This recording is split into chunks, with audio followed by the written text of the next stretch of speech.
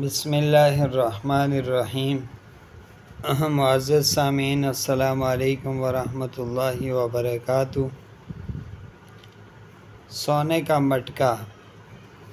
حضرت ابو ہریرہ رضی اللہ تعالیٰ عنہ سے مروی ہے کہ آپ صلی اللہ علیہ وسلم نے ایک دفعہ ارشاد فرمایا کہ ایک شخص نے دوسرے شخص پر گھر بیچا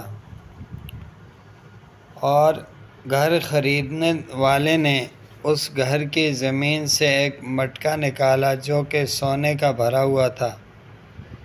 گھر خریدنے والے نے گھر بیچنے والے کو وہ مٹکا واپس کرنا چاہا تو گھر بیچنے والے نے مٹکا لینے سے انکار کر دیا۔ خریدنے والے نے کہا، میں نے آپ سے گھر خریدا ہے، سونے کا مٹکا نہیں خریدا۔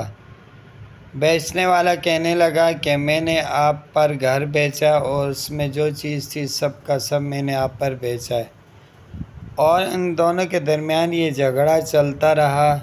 بالآخر وہ اپنا فیصلہ لے کر حضرت داؤد علیہ السلام کے پاس آئے۔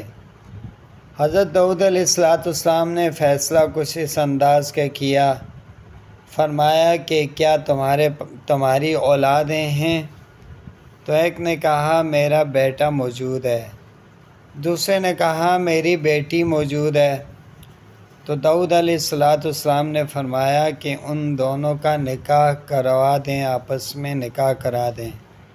نکاح پر جو خرچہ آئے گا اسی سونے میں سے خرچہ کریں، اور باقی ان کی ضروریات کے لیے بھی اسی سونے میں سے خرچہ کریں، اور باقی صدقہ کر دیں، اللہ کی راہ میں دے دیں۔